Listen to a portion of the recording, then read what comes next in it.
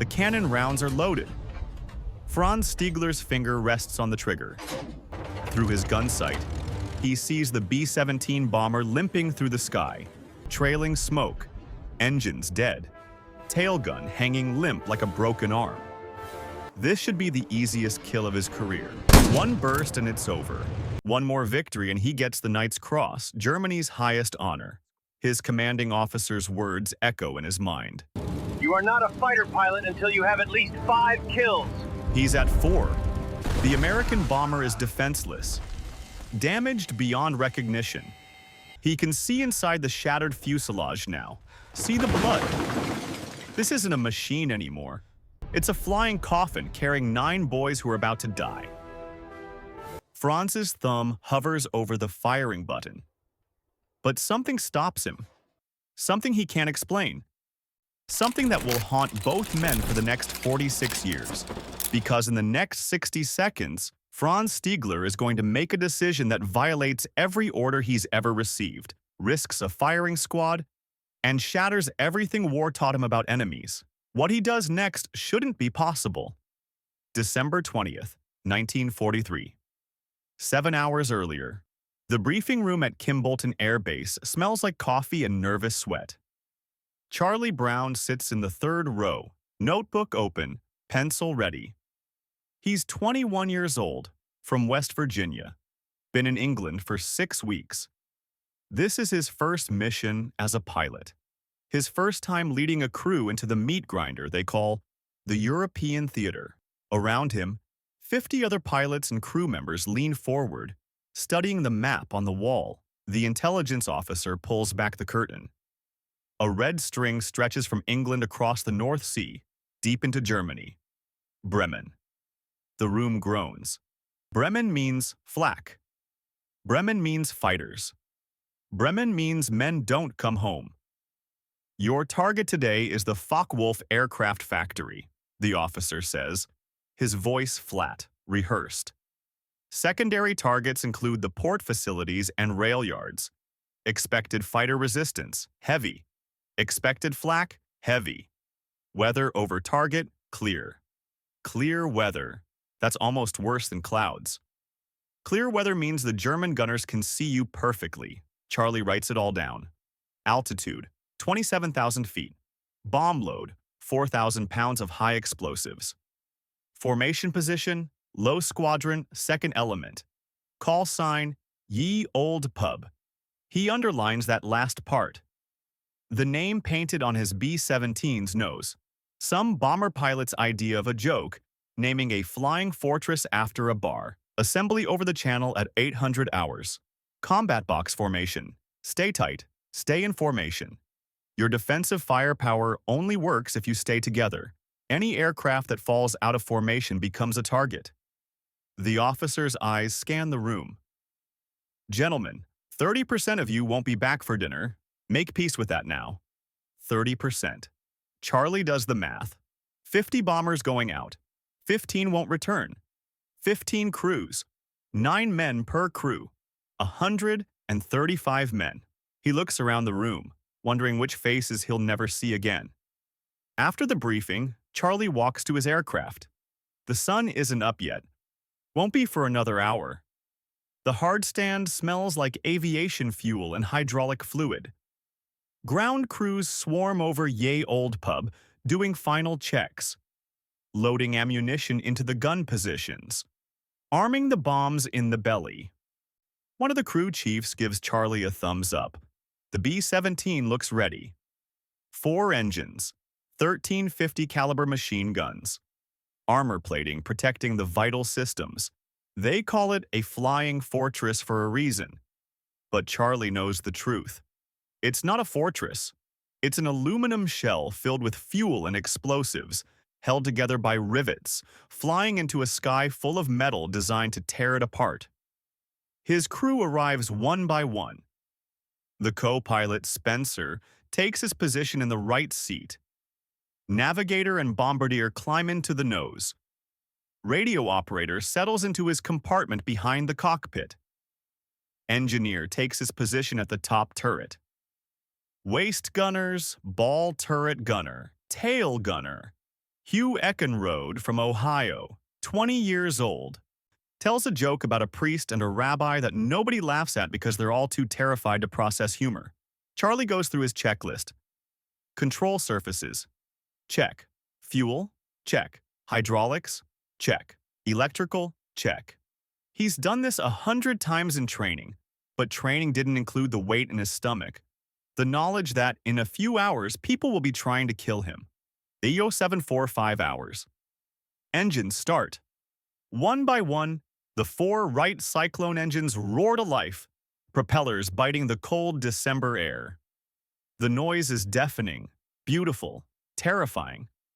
Around the airfield, 50 B-17s come alive, their engines a symphony of American industrial power about to fly into the heart of Nazi Germany.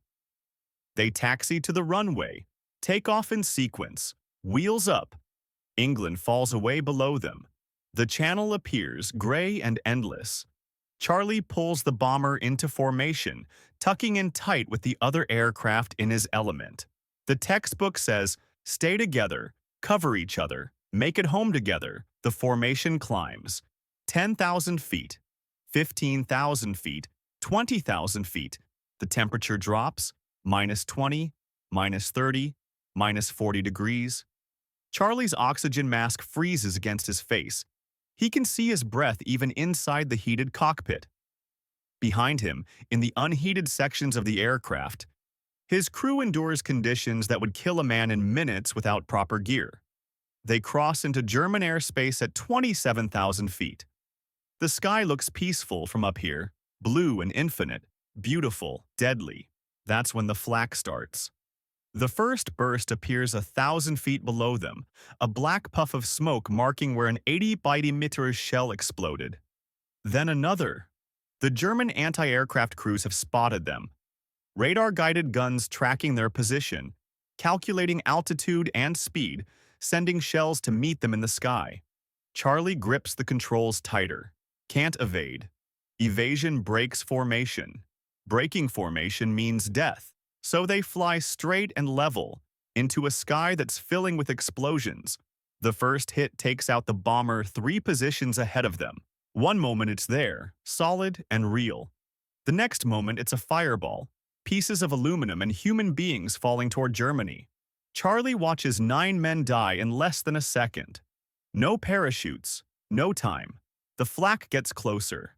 Shells burst at their altitude now, shrapnel tearing through the formation.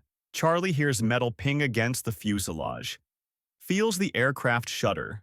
But nothing critical yet. They're still flying. Still in formation. The target appears ahead. The Focke-Wulf factory, sprawling across the landscape, producing the fighters that kill American bombers. This is why they're here. This is what's worth 30% casualties. Bomb bay doors open, Charlie orders. The bay doors grind open below them. Wind screams into the aircraft. The bombardier in the nose takes control now, making tiny adjustments, lining up on the target. Charlie flies straight and level. Can't deviate. Can't save himself. The bombardier needs steady. Bombs away. 4,000 pounds of high explosives drop. The aircraft lurches upward, suddenly lighter. Below them, the factory starts to disappear in smoke and fire. They've hit it, done their job. Now they just have to survive the trip home. That's when the fighters come. Charlie sees them first.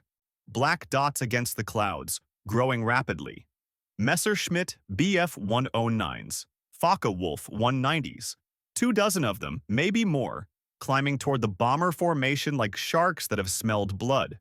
Fighters! 11 o'clock high! Someone screams over the intercom. The German fighters dive through the formation, cannons blazing. Tracers cut through the sky, deadly lines of light connecting hunters to prey. The B-17's defensive guns open up. 50 caliber rounds hammering away, trying to keep the fighters at bay. The noise is unbelievable. The smell of cordite fills the aircraft. A Focke-Wulf 190 makes a head-on pass at Ye Old Pub. Charlie sees the nose light up with cannon fire. Sees the rounds coming straight at him. Can't move. Can't break formation. The rounds walk up the nose of the aircraft. Metal shrieks. The plexiglass nose shatters. The bombardier's position explodes in a spray of glass and blood. "Number 3 engine hit," Spencer shouts. The engine on the left inboard position starts streaming smoke. The propeller windmills. Useless. Charlie hits the feathering button trying to stop the propeller before it tears itself apart. The engine shudders and dies. They can fly on 3 engines. B-17s are tough, built to take punishment. They can make it home on 3 engines. Then number 4 engine explodes. The outboard engine on the left wing erupts in flames. Pieces of cowling tear away. The propeller spins wildly, out of control, until it separates completely and tumbles away into the sky. Yeah, old pub lurches, asymmetric thrust trying to pull them into a spin. Charlie fights the controls, adds right rudder, compensates. But they're losing altitude. Fast. "Tail gunner hit," someone screams. "Hugh's down. He's bleeding out back here." Charlie can't turn around, can't check, can't do anything except try to keep the aircraft level as they fall out of formation. The other bombers pull away, maintaining altitude, continuing home. Standard procedure. An aircraft that can't keep up gets left behind. That's the rule. That's survival. But being left behind is a death sentence. More fighters swarm them now. They've seen a wounded bomber, separated from the protection of the formation. Easy prey. The attacks come from every direction. The ball turret gunner fires until his ammunition runs out. The waist gunners keep shooting, but the positions are so badly damaged that wind screams through holes in the fuselage. Another burst of cannon fire rakes the aircraft. The radio compartment erupts. Wiring hangs like intestines from a wounded animal. The top turret gunner slumps. Unconscious or dead, Charlie can't tell. They're at 8,000 feet now, falling. Engines number 1 and 2 are still running, straining, overheating from the effort of keeping them airborne. The controls feel wrong, mushy, delayed. Charlie realizes half the control cables must be severed. The rudder barely responds. The elevator authority is compromised. He's flying on prayer and the structural integrity of aluminum that was never designed to take this much punishment. "We're going down," Spencer says. His face is white. Blood runs down his forehead from a shrapnel wound. Charlie looks at the altitude. 7,500 feet. Below them, Germany. Enemy territory. No place to land. No friendly fields. If they bail out, they'll be captured. Prison camps. If they're lucky. The Gestapo doesn't always take kindly to bomber crews who just finished dropping explosives on German cities. He calculates. Can they make the channel? Maybe. Can they make it across the channel? Unlikely. Can they ditch in the channel and survive? The water temperature in December would kill them in minutes. But it's better than prison. Better than dying in the wreckage of a bomber crash on German soil. Charlie points the nose northwest. Toward the coast. Toward England. Toward home. Toward a mathematical impossibility. The 2 remaining engines scream their protest. The airframe groans and creaks. Metal that should have failed 5 minutes ago somehow holds together. They're at 7,000 feet when Charlie sees the German fighter. A Messerschmitt Bf 109 approaching from behind and below. Standard attack position, coming up under the tail where the damaged tailgun can't reach it. Charlie watches it in the mirror, watches it position itself perfectly for the kill shot. This is it, he thinks. This is how it ends. They've survived the flak. Survive the fighter attacks, survive the impossible damage, only to die now, minutes from the coast, at the hands of one German pilot looking for an easy victory. Charlie grips the controls, waits for the cannon rounds that will tear them apart, but the rounds don't come. The Messerschmitt rises up alongside them. So close Charlie can see the pilot's face through the canopy. Young, maybe Charlie's age, brown leather jacket, goggles pushed up on his forehead. The pilot is looking at them, staring into the shattered fuselage, seeing what Charlie can't see from the cockpit, the full extent of the carnage inside Yeah Old Pub. The German pilot's expression changes. Charlie watches it happen, watches something shift behind the man's eyes. Then the pilot raises his hand, not to signal an attack, not threatening. He raises his hand in a salute. Slow, deliberate, the gesture of one warrior to another. Charlie stares. doesn't understand. Is this some kind of psychological warfare? Some cruel joke before the kill shot? But the Messerschmitt doesn't move to an attack position. The pilot is flying formation, right alongside them, matching their slow, wounded speed. The German pilot points down, toward the ground. He's gesturing. Land. Land here. Surrender. We have hospitals. Doctors. You don't have to die today. Charlie shakes his head. He knows what happens to bomber crews who land in Germany, knows the stories. Some make it to prison camps, others don't. His crew is too badly wounded to survive captivity. They have to try for England, have to try for home. The German pilot seems to understand. He nods once, then does something that makes no sense at all by any logic of war or survival or self-preservation. He stays. Franz Stigler isn't hunting when he spots them. He's returning to base, his Messerschmitt Bf 109 nearly empty of ammunition after 30 minutes of combat with another bomber formation. 3 sorties today, 3 times climbing into that cockpit, 3 times pushing the throttle forward, 3 times flying into a sky full of American bombers and their fighter escorts. He's exhausted.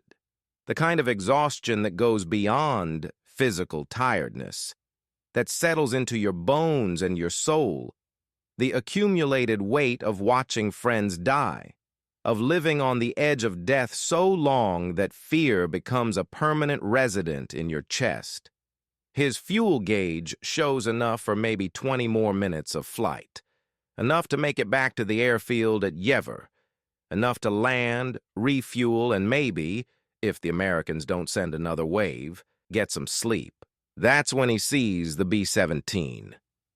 2 miles away, at his 11 o'clock position. Immediately, instinct takes over. Years of training, hundreds of hours of combat, the predatory focus that keeps fighter pilots alive. He banks toward it, gaining altitude slightly for a better angle of attack. But something's wrong. The bomber is flying too low, maybe 7,000 feet, when the formations usually operate at 27,000. It's flying too slow, barely above stall speed from the look of it, and it's trailing too much smoke. 2 engines clearly dead, possibly more damage he can't see from this distance. This isn't a bomber heading back to England with its formation. 12 other flying fortresses surrounding it. Defensive guns overlapping, making any attack a suicide run. This is a bomber that got left behind, wounded, alone. A gift-wrapped target for any German fighter pilot looking for an easy kill. Franz angles toward it. His tactical mind runs through the approach automatically. Come up from behind and below. Position yourself in the blind spot under the tail. Rise up along the fuselage length, cannon fire raking from tail to nose. Standard attack pattern. He's done it 24 times. It works. The B-17 is called a flying fortress for a reason. 13 50 caliber machine guns bristling from every angle, designed to create a sphere of defensive fire that no fighter can penetrate. But those guns need gunners. And something tells Franz this bomber's gunners aren't in any condition to fight back. He closes the distance. 1 mile, half a mile. The bomber grows in his windscreen. He can see the damage now. 1 propeller feathered, stopped. Another propeller just gone, missing entirely. The left wing shows holes, big ones, daylight visible through the aluminum. The tail section looks like someone took a can opener to it. How is this thing even flying? Franz positions himself perfectly in the B-17's blind spot. That area beneath the tail where the tail gunner's angle can't reach, where the ball turret has already rotated away, where the waist guns can't depress far enough. He's invisible to them. They don't even know he's here. His finger moves to the trigger on his control stick. Just 1 burst. 5 seconds of cannon fire. Quick, clean, professional. 1 more kill and he gets the Knight's Cross, Germany's highest military honor. His squadron commander will congratulate him. His name will appear in the daily reports. One more victory in a war where victories are measured in destroyed aircraft and dead enemies. The bomber is defenseless, already defeated. This won't even be a fair fight. It'll be an execution. Franz's thumb rests on the firing button. But then he makes a mistake. He looks. Not at the aircraft as a target. Not at the flying machine as an object to be destroyed. He looks at it as something human beings are inside. He rises slightly, angles to the side, and through the shattered tail section, Franz can see inside the bomber. What he sees stops his heart. A man, slumped over, blood everywhere, so much blood it's pooled on the floor of the aircraft. The tail gun isn't moving, not because it's being tactical, not because the gunner is waiting for the right moment, because there is no gunner. The man is unconscious, or dead. Franz can't tell from here. He angles slightly more, rising up alongside the bomber's fuselage.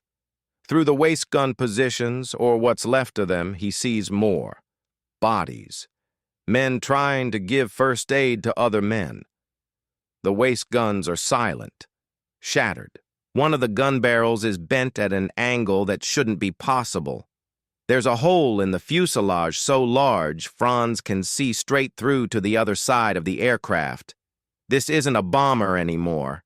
This is a flying morgue.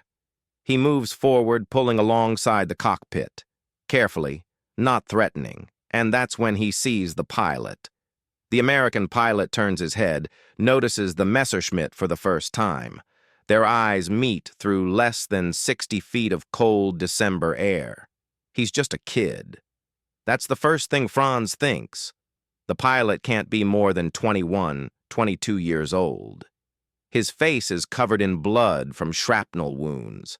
His eyes are wide, fixed forward, hands gripping the controls with the white-knuckled desperation of someone who knows they're already dead but hasn't accepted it yet. The co-pilot beside him is slumped, possibly unconscious, a bandage wrapped around his head. Franz sees the pilot's face go white, sees the moment the young American realizes this is it. This is where his story ends. A German fighter pilot has him at point-blank range. There's nothing the pilot can do except wait for the cannon rounds to tear his aircraft apart. But Franz doesn't fire. Something in that moment, in that exchange of looks between two men who should be trying to kill each other, breaks through every equation of war. Franz sees his brother. His brother August, killed in action over England in 1940, shot down by a Spitfire, dead at 23 years old. He sees himself at 21, young and terrified on his first combat mission, certain he was going to die before the day was over.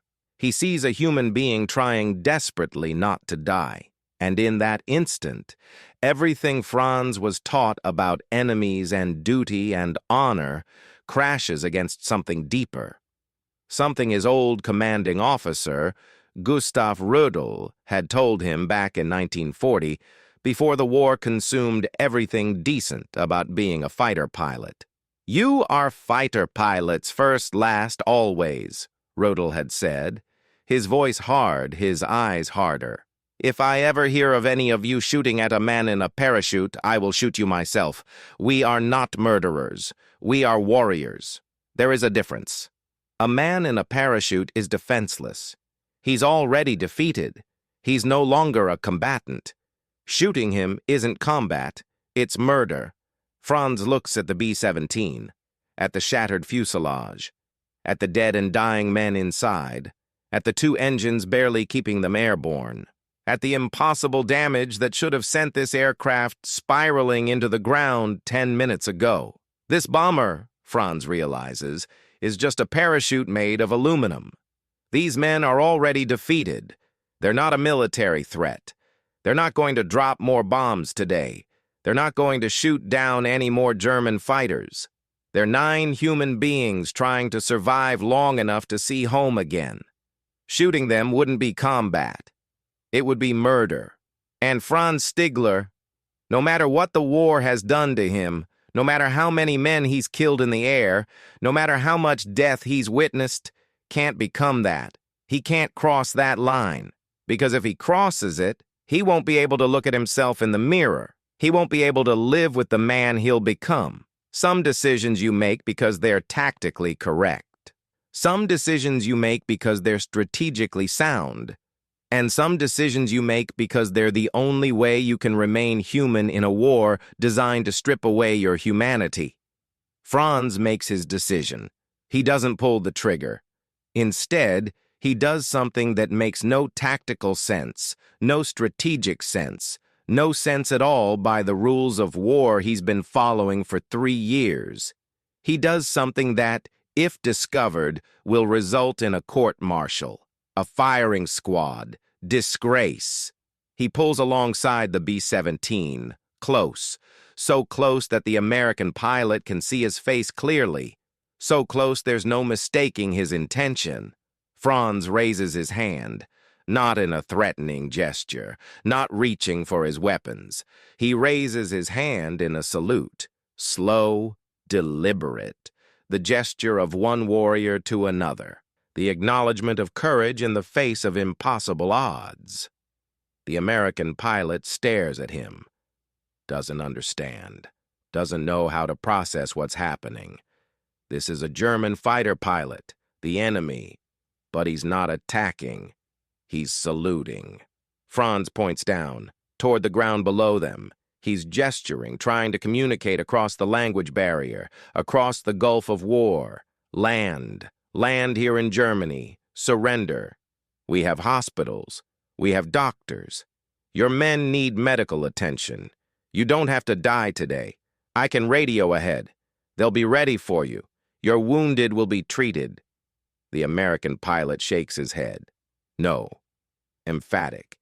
Determined. Franz understands immediately. The pilot knows what happens to bomber crews who land in Germany. The Luftwaffe treats prisoners according to the Geneva Convention, usually. But the Gestapo, the SS, they don't always play by those rules. Stories circulate. Bomber crews shot after surrendering. Crews beaten by civilians enraged at what American bombers have done to German cities. Some make it to POW camps. Others disappear. And this crew, looking at their wounds, at the extent of their injuries, they're too badly damaged to survive the interrogations, the transport to prison camps, the months or years of captivity. They need immediate medical attention. They need to get home. They're going to try for England. It's suicide. Franz can see that clearly. This aircraft shouldn't be flying at all. The fact that it's still airborne defies physics and probability.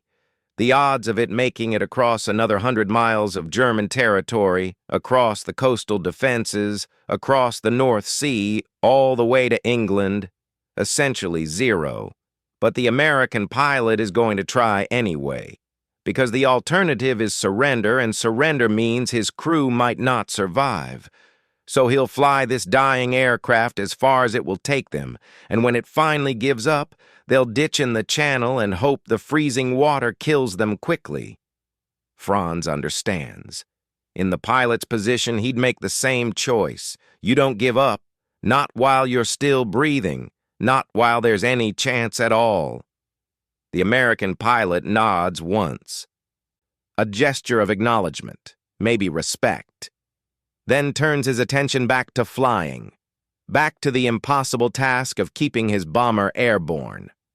Franz should leave now, should bank away, return to base, file his report, should pretend he never saw them. Should let fate take its course, let the bomber crash or get shot down by someone else. Let this moment fade into the chaos of war, where thousands of moments like this happen every day and nobody notices. But Franz doesn't leave. He stays. For the next several minutes, Franz Stigler escorts the crippled B-17 like a guardian angel in a Messerschmitt. He flies close formation, his fighter tucked in beside the bomber's wing. When German anti-aircraft batteries below spot the bomber preparing to fire, Franz rocks his wings. The signal for friendly aircraft. Don't shoot. The gunners hesitate, confused. A German fighter in formation with an American bomber. What kind of trick is this? But they don't fire. The authority of a Luftwaffe fighter pilot's signal overrides their confusion. Franz shepherds them west, toward the coast. Every second he remains is another second he's committing treason. The Luftwaffe's rules are clear. Destroying enemy aircraft is not just duty, it's expected. It's required. Letting them escape? That's dereliction. That's sabotage. That's worthy of a court-martial, a firing squad. His family would be disgraced. But Franz has already made his choice. He's committed now. He's going to see this through to the end, whatever the consequences. They reach the coast after what feels like hours, but is probably only 12 minutes. The North Sea stretches before them, gray and churning under December clouds. The bomber is barely holding together. Franz can hear the engines straining even from his cockpit, even over the sound of his own engine. Metal groans and creaks with every movement. The aircraft shouldn't be able to fly, but it is. Barely. The American pilot has done something remarkable here.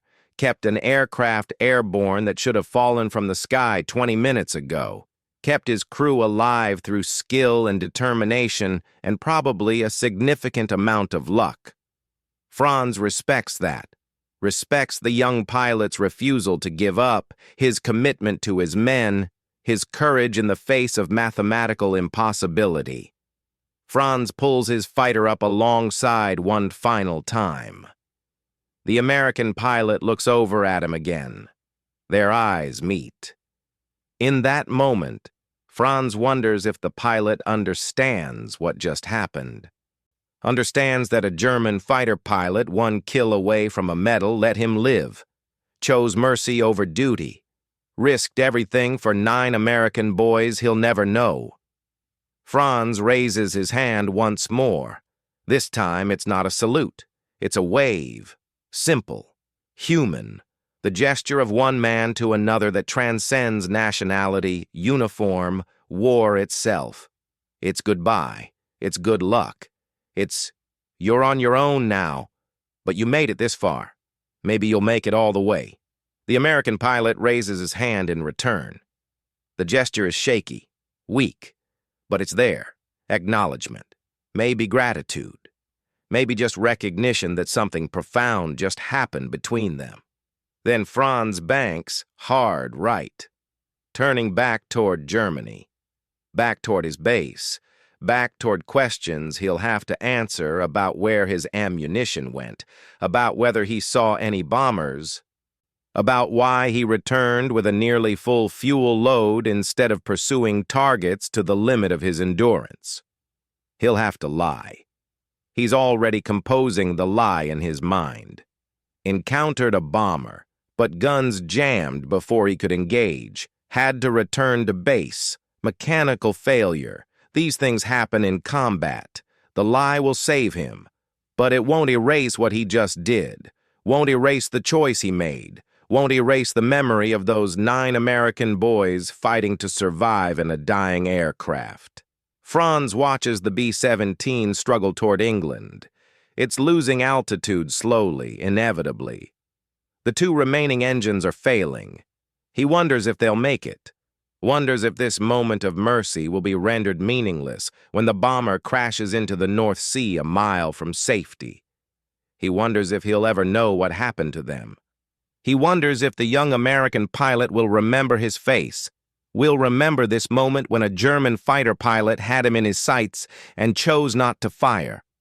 Franz Stiegler doesn't know it yet, but this moment will define the rest of his life.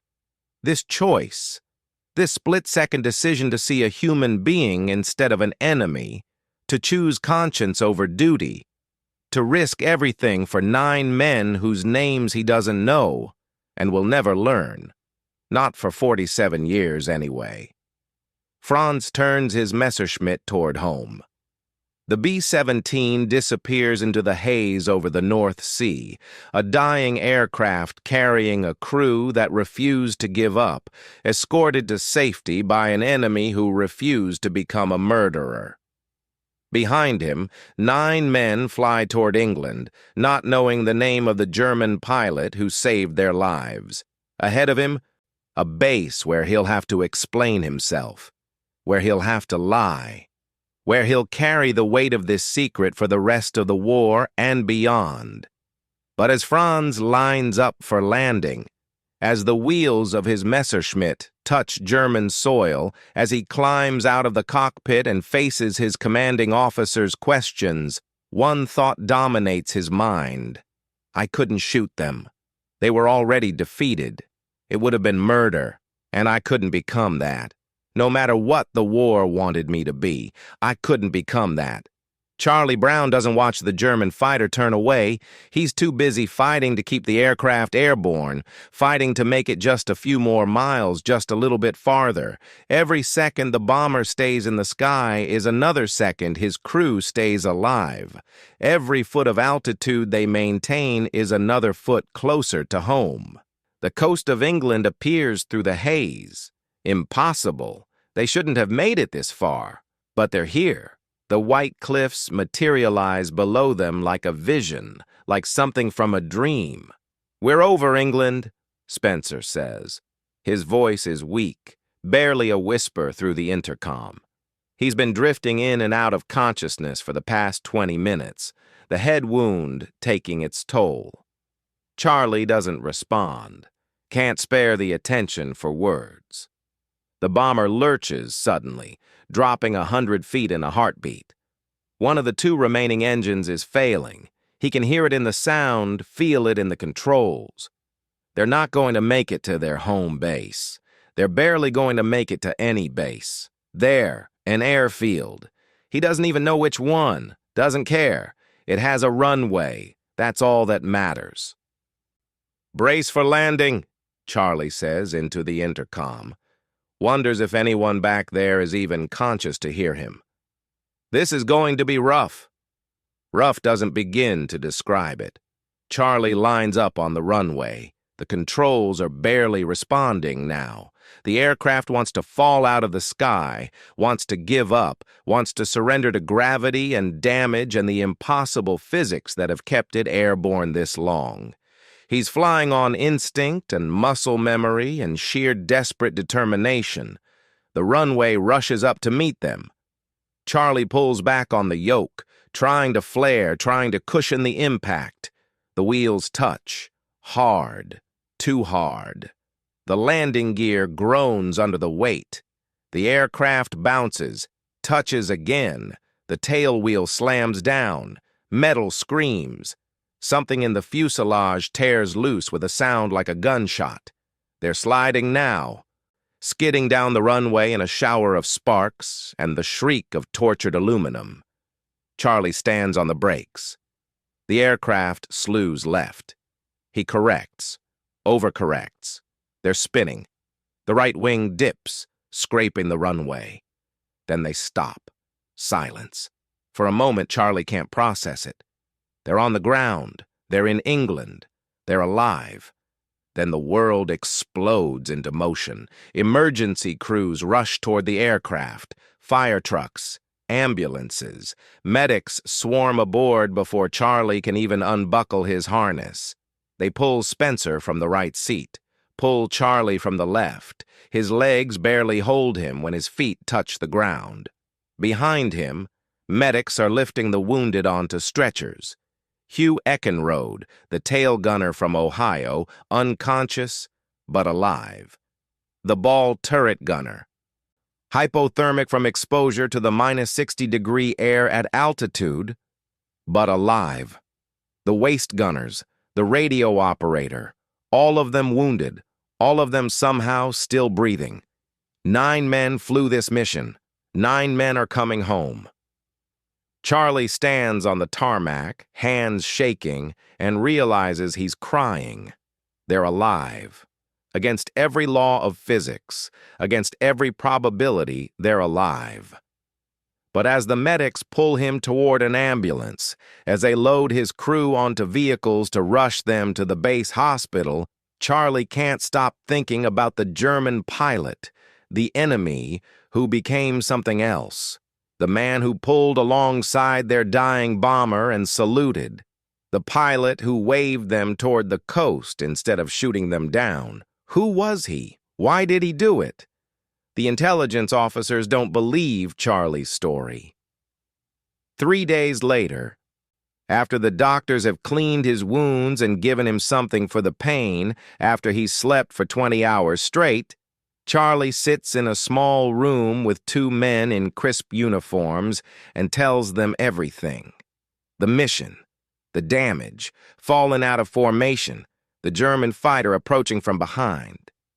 And then he pulled alongside, Charlie says, just flew formation with us. He saluted, gestured for us to land in Germany. When I refused, he escorted us to the coast. The officers exchange glances, the kind of glances that say they think Charlie is suffering from shock or blood loss or both. A German fighter pilot, one of them says slowly, escorted you to safety. Yes. And didn't fire a single shot. Yes. Lieutenant Brown, the other officer says, his voice carefully neutral. You've been through a traumatic experience. It's not uncommon for memories to become confused. Under those circumstances, Charlie wants to scream, wants to grab them by their clean uniforms and shake them. He knows what he saw, knows what happened, but he can see it in their eyes. They don't believe him, can't believe him. German fighters don't escort Allied bombers to safety. That's not how war works. That's fantasy, propaganda, maybe a hallucination born from trauma and fear and the desperation of survival. The official report barely mentions it. Combat damage, extensive, casualties, multiple serious injuries but no fatalities. Outcome, aircraft written off as unsalvageable, total loss. Crew, awarded Purple Hearts and returned to duty after recovery. The German fighter pilot, that detail gets buried, forgotten. A strange footnote in a day that saw hundreds of Allied bombers over Germany, dozens shot down, thousands of men dead or captured or missing. One crew's survival, one pilot's story about an enemy who showed mercy. It gets lost in the noise. Charlie doesn't forget. The face he saw through 60 feet of winter air, the hand raised in salute, the humanity in that gesture. It burns into his memory. For months, as he recovers from his wounds, as he returns to duty and completes his required 25 missions, as the war continues to grind through 1944 and into 1945, he thinks about it. He wonders if the German pilot survived. Fighter pilots have short life expectancies. Even the good ones die.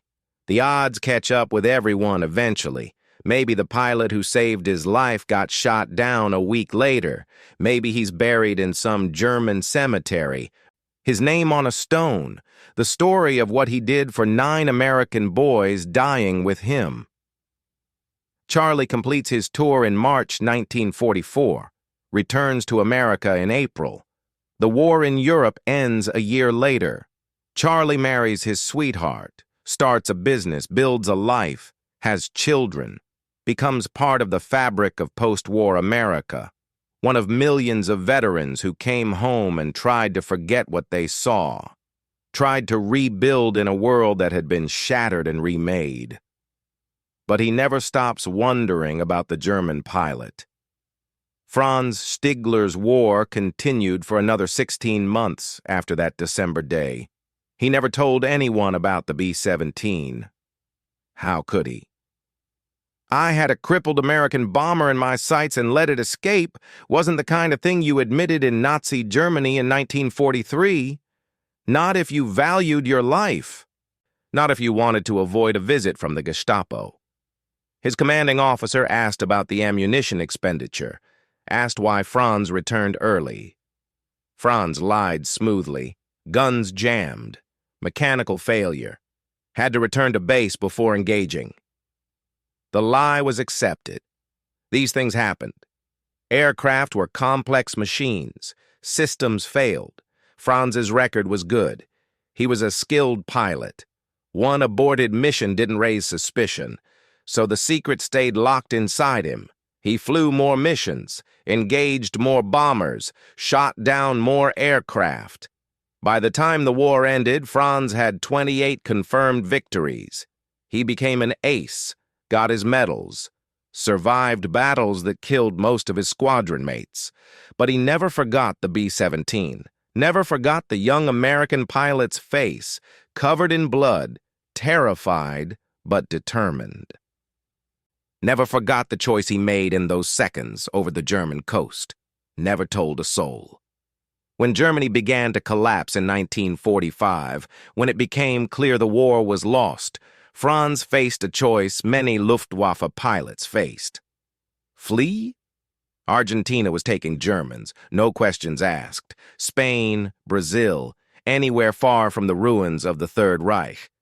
Franz chose to stay. He wasn't a Nazi, never had been. He'd joined the Luftwaffe in 1940 because Germany was at war and flying was what he knew. He'd fought because his country asked him to, because his friends were fighting, because saying no meant imprisonment or worse. But he'd never believed in Hitler's ideology, never participated in atrocities. He was a fighter pilot. Nothing more, nothing less. A warrior, not a murderer. There was a difference. Commander Rodel had taught him that. The B-17 over Bremen had proved it. Post-war Germany was hell, cities reduced to rubble, the economy shattered, the country divided, occupied, humiliated. Everyone was suspect. Every veteran was treated as a potential war criminal. Franz worked odd jobs, applied his engineering knowledge where he could, survived. Barely. In 1953, Franz emigrated to Canada, Vancouver. A fresh start in a country that wasn't drowning in the memory of what Germany had become. He started over completely, worked in business, built a new identity as a Canadian citizen. He married, had a family, became, to everyone who knew him, just another immigrant trying to make a life in the new world. But he never forgot the B-17. The face of the young American pilot, terrified and determined. The decision he made to let them live. It wasn't regret, exactly. He was certain he'd done the right thing, would make the same choice again. But it was unfinished. A story with no ending. He'd saved those men's lives. Watched them disappear into the sky over the North Sea. Never knew if they made it home. Never knew their names. Never knew if the choice he made, the choice that could have gotten him executed, actually mattered. Maybe they crashed into the channel.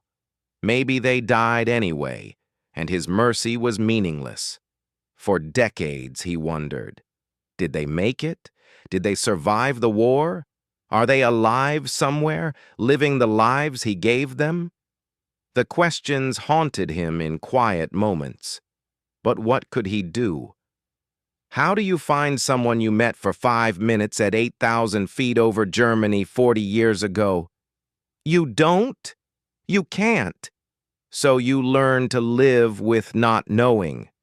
January 1990. Charlie Brown is 67 years old.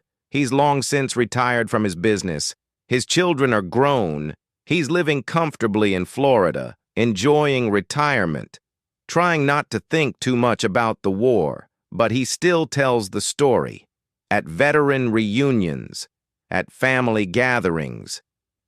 To anyone who'll listen, most people react the same way the intelligence officers did in 1943. Skepticism mixed with politeness. It's a nice story, they say. Very meaningful. But memory is funny. Trauma changes things. Maybe you misremembered. Maybe it wasn't quite how you recall. But Charlie knows what he saw, knows what happened. And somewhere in the world, if he's still alive, there's a German pilot who knows the truth, too. Then, at a veteran reunion in January, someone makes a suggestion. Have you ever tried to find him? The question comes from another B-17 pilot, a man named Jim. The German pilot, I mean. Charlie laughs. How? I don't know his name. Don't know his unit. He could be dead. He probably is dead. Fighter pilot in 1943? The odds he survived the war are slim. There's veteran organizations now, Jim says. International ones. Germans, Americans, British. They're all connecting, sharing stories. There's a German Fighter Pilot Association. Maybe you write to them. Maybe someone knows something. It's a long shot. A desperate, improbable long shot. The odds of finding one specific pilot out of thousands, assuming he's even alive, assuming he even remembers, are astronomical. But Charlie has nothing to lose except some stamps and stationery. And he's 67 years old. If he's going to find out what happened to the man who saved his life, he needs to try now. He writes the letter, carefully, precisely, describes everything. December 20th, 1943, over Bremen. Crippled B-17, tail number unknown. German fighter pilot in a Bf-109 who pulled alongside instead of shooting. The salute, the escort to the coast. Every detail he can remember from 47 years ago. He asks, does anyone know who this pilot might have been? Is there any record? Any way to find him? He sends the letter to a German Fighter Pilot Veterans Association. Waits. Days pass, then weeks. Charlie tells himself not to get his hopes up. It's been 47 years. The pilot is probably dead. Even if he's alive, even if someone in the association knows who he is, what are the odds the letter reaches the right person? What are the odds anyone remembers? But Charlie checks his mailbox every day, hoping. Then, 6 weeks later, the letter arrives. It's from Canada, from Vancouver. The return address shows a German name, Franz Stiegler. Charlie's hands shake as he opens it. The handwriting is careful, deliberate. The English is slightly formal, carrying the cadence of someone who learned it as a second language. The letter begins, I was the pilot of the Mi-109 that escorted your B-17 to the coast. I have been searching for you for years. Charlie reads the words 3 times, 4 times, not quite believing them, not quite able to process that the impossible has happened. Franz describes everything from his perspective, seeing the damaged bomber, the approach for an attack, looking inside and seeing the wounded, the decision not to fire, the escort to the coast, the wave goodbye, details that match Charlie's memory perfectly, details no one else would know, details that prove this is real. Franz had been looking, too. For years, he'd told the story to other pilots, to historians, to anyone who might know something about an American B-17 bomber, tail number unknown, that barely made it back to England on December 20th, 1943. No one had any leads. The databases were incomplete. The records were scattered. Finding one specific crew out of thousands seemed impossible, until Charlie's letter reached the right person in the German Fighter Pilot Association. Someone who knew Franz's story, someone who made the connection. They exchange more letters, phone calls, photos. Charlie sends a picture of himself in 1943, young and bloodied in his flight gear. Franz sends a picture of himself in his Luftwaffe uniform, standing beside his Messerschmitt. They trade family photos, pictures of children and grandchildren, lives built on the foundation of that one moment of mercy 47 years ago. The impossible has happened. 2 men who should have been enemies, who met for 5 minutes in the sky during the worst war in human history, have found each other again. In the summer of 1990, they agree to meet in person. Seattle, neutral ground, a hotel lobby halfway between their two lives. Charlie flies from Florida. Franz drives down from Vancouver. They arrive at the hotel on the same day, within minutes of each other. Charlie walks into the lobby. His heart is pounding. He's 67 years old, and he feels like he's 21 again, terrified and desperate and about to meet someone who changed his life in ways he's still understanding. He sees an elderly man standing near the reception desk, silver-haired, wearing a neat jacket. The man turns, and their eyes meet. Recognition is instant, not because they remember faces from 47 years ago, because something deeper connects them, something that transcends time and memory and the physical changes age brings. They walk toward each other. Neither speaks. What words could possibly capture this moment? They embrace. Two old men crying, holding on to each other like brothers who've been separated for decades and have finally, impossibly, found their way home. They stand in the hotel lobby, two old men holding each other, and the years fall away. The war falls away. The distance, the decades, the impossibility of this moment, all of it dissolves into something simpler and more profound than either of them has words for. When they finally pull apart, both men are crying openly. Neither is embarrassed. Some moments demand tears. "I thought you were dead," Charlie says. His voice breaks on the words. "I thought you crashed into the channel," Franz replies. His English carries a German accent, but the emotion needs no translation. "For 47 years, I wondered if you made it, if my choice meant anything." They sit in the hotel lounge, order coffee, neither of them drinks. For the next 2 days, they barely leave that spot. They talk, fill in all the gaps, every detail from that December day in 1943, every year since, every moment of wondering. Charlie describes the landing in England, the intelligence officers who didn't believe him, completing his 25 missions, going home, building a life, starting a business, raising children, but always, always, thinking about the German pilot who let him live. Franz describes the rest of his war, the lie he told about jammed guns, flying more missions, surviving when most of his squadron mates died, Germany's collapse, the decision to stay instead of fleeing, the years of struggle in post-war Germany, emigration to Canada, starting over, building a new life, but always carrying the memory of 9 American boys in a dying bomber, and the choice he made not to kill them. "I need to ask you something," Charlie says on the second day.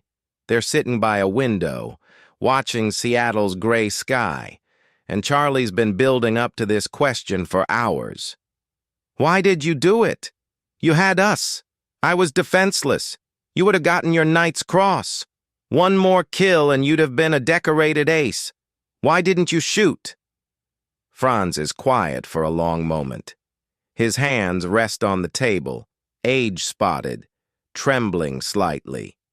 The hands that held the control stick of a Messerschmitt BF 109 47 years ago.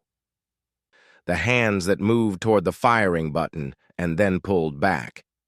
"I looked inside your aircraft," Franz says finally. "I saw the blood.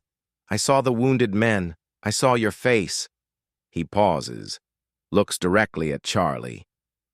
"You were just a boy, 21 years old, same age I was when I started flying combat. And in that moment I saw my brother." "Your brother?" "August. He was killed in 1940 over England. Shot down by a Spitfire. He was 23. Franz's voice catches. When I looked at you through your cockpit window, I saw August. I saw myself. I saw a human being who wanted to live. Charlie nods slowly, understanding. My commanding officer, Gustav Rodel, told us something early in the war. Franz continues. He said we were fighter pilots first, last, always. Not murderers. He said if he ever caught any of us shooting at a man in a parachute, he would shoot us himself. There are lines, he said, lines that separate warriors from murderers. And once you cross those lines, you can't come back. The bomber was a parachute, Charlie says quietly. Yes, exactly. Franz's eyes are intense now, burning with the memory of that choice. You were already defeated. Your crew was wounded. Your aircraft was destroyed. You were no longer a military threat. Shooting you wouldn't have been combat. It would have been murder, and I couldn't become that. No matter what the war wanted me to be, I couldn't become that. But you risked everything. If they'd found out, I would have been executed. Yes, court-martialed and shot. Franz says it matter-of-factly. But I couldn't live with myself otherwise. Some decisions you make because they're tactically correct. Some because they're strategically sound.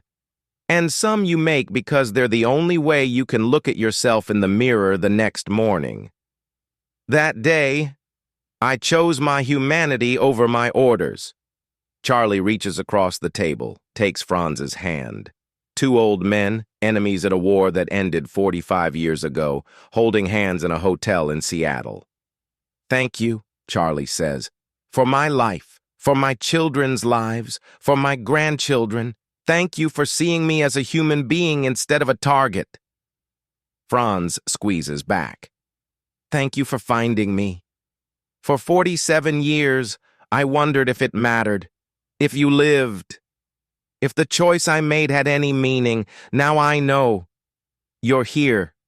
You lived. You have a family. Everything I risked was worth it. Because you're here. Their reunion becomes famous in veteran circles almost immediately. Someone at the hotel recognizes them, asks about the reunion. Charlie tells the story.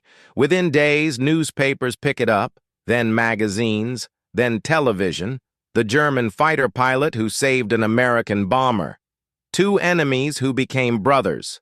The power of mercy in the midst of total war. The story resonates.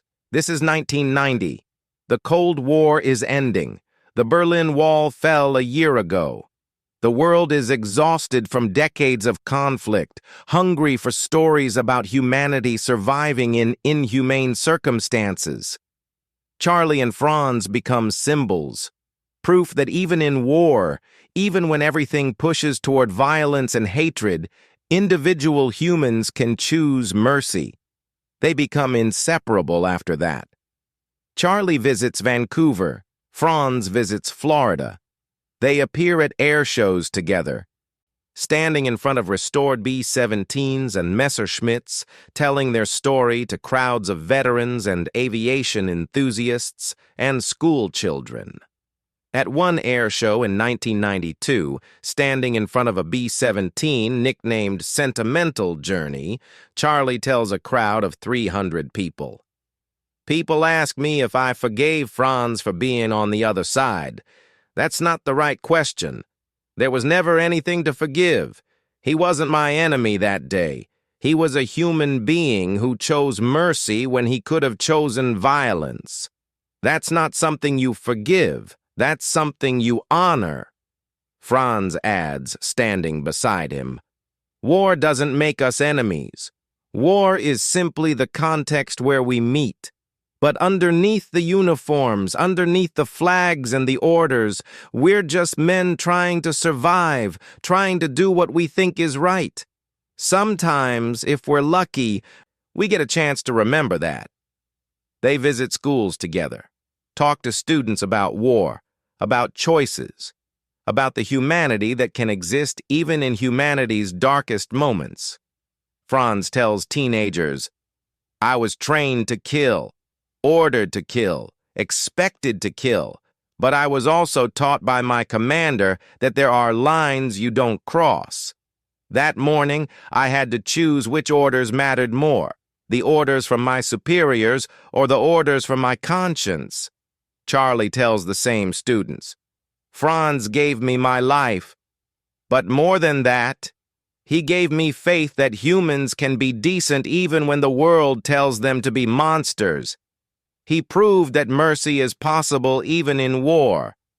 That's a gift that goes beyond just survival. They write a book together. A Higher Call, the story of their encounter and reunion. The book becomes a bestseller. They do book tours, appear on television programs, travel the world telling their story.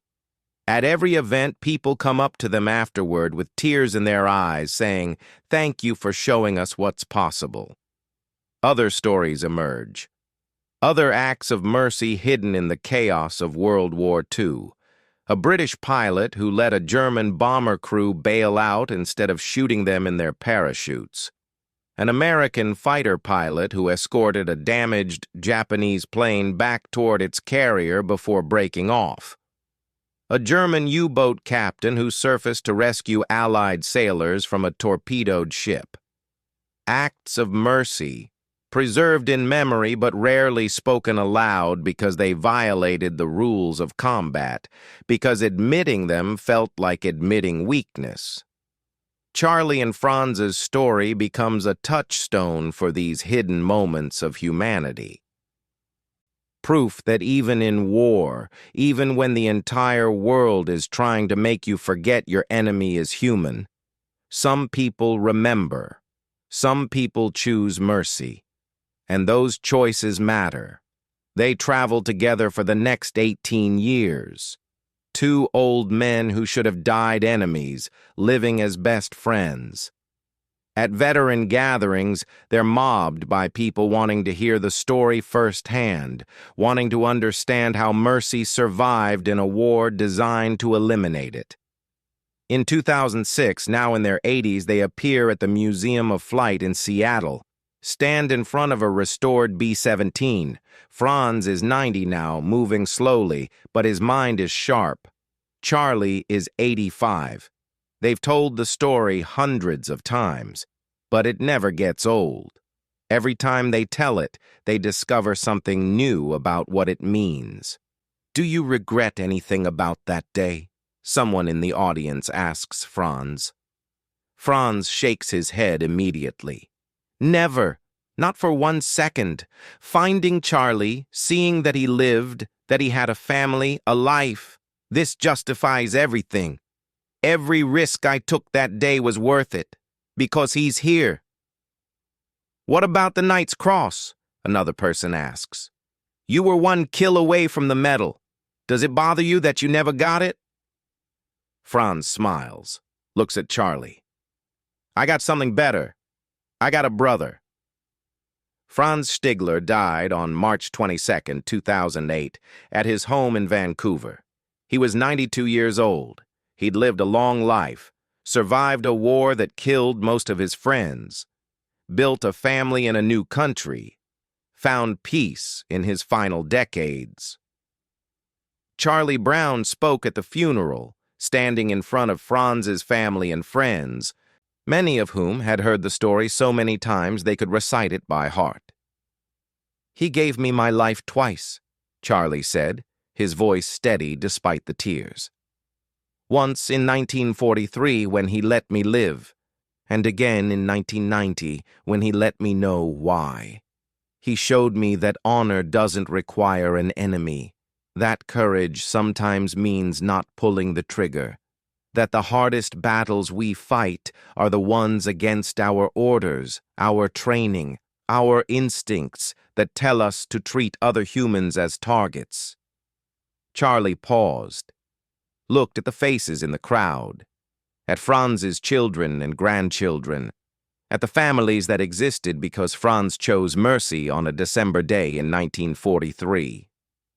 "Franz Stigler was a warrior," Charlie continued, but he was also a human being who refused to stop being human, even when war demanded it. That's his legacy.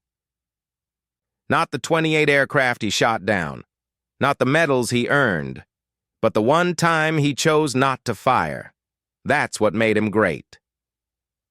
8 months later, on November 24, 2008, Charlie Brown died in Florida. He was 87 years old. In his final years, he and Franz had rarely been apart.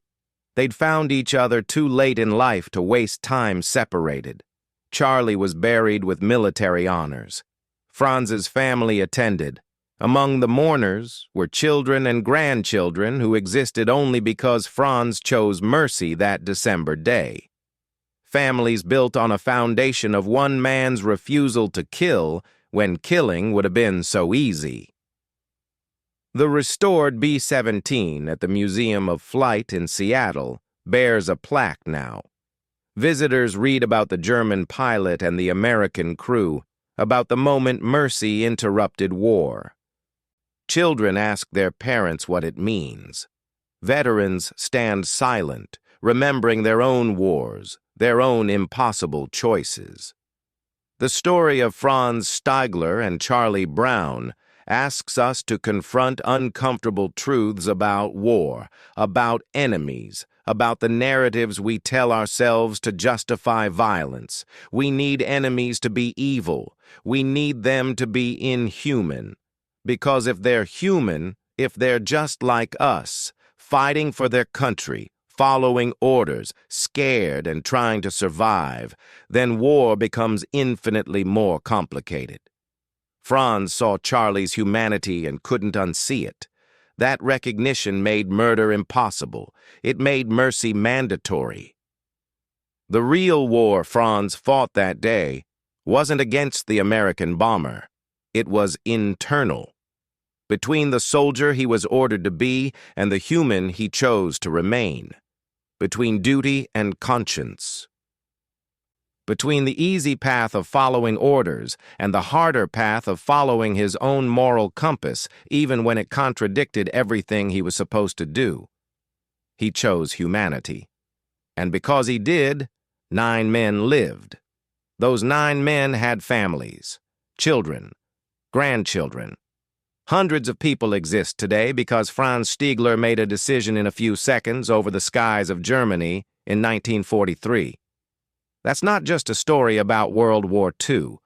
That's a story about who we are, about who we can choose to be, even when everything around us is screaming to choose otherwise. Franz and Charlie's friendship in their final years wasn't just 2 old men reminiscing. It was proof that the humanity they recognized in each other in 1943 was real, proof that mercy survives, proof that sometimes the bravest thing a warrior can do is refuse to fight. The German pilot who saved an American bomber didn't just save 9 lives that day. He saved the idea that even enemies can recognize each other's humanity, that even in war, mercy is possible. That honor doesn't always look like victory. Sometimes honor looks like pulling alongside your enemy and waving goodbye. Sometimes courage looks like not pulling the trigger. Sometimes the greatest act of war is refusing to fight. Franz Stiegler understood that in 1943. The world is still learning it today. And in every moment when we face our own version of Franz's choice, when we can choose violence or mercy, hatred or humanity, convenience or conscience, we have the power to remember what he showed us. We always have a choice. The situation doesn't make the choice for us. Our orders don't make the choice for us. Our fear, our training, our desire for glory, none of it makes the choice for us. We make the choice. Every time, in every moment. Franz chose mercy. And because he did, we know what's possible. Even when the entire world says mercy is impossible, one person can prove them wrong. One person can change everything. One moment can echo through generations. That's the power we all carry. The power Franz Stigler showed us. The power to see the human in the enemy. To choose conscience over duty. To let someone live when killing them would have been so much easier. That's not just a World War II story, that's a human story. And it's still being written. Every day, people face their own versions of Franz's choice. Most don't involve fighter planes and bombers. But they all involve the same fundamental question. When faced with the choice between what's expected and what's right, what will you do? Franz showed us the answer. Look at the human across from you. Choose mercy. Let them live. And maybe, if you're very lucky, you'll discover that the hardest choice you ever made was also the most important one. That's the lesson Franz Stigler left behind. That's the reason their story matters. Not because it's about war, because it's about us. All of us. And the choices we make when no one's watching. When no one would blame us for pulling the trigger, when mercy seems impossible, that's when we discover who we really are. Franz discovered he was human, even in war, especially in war. And that made all the difference.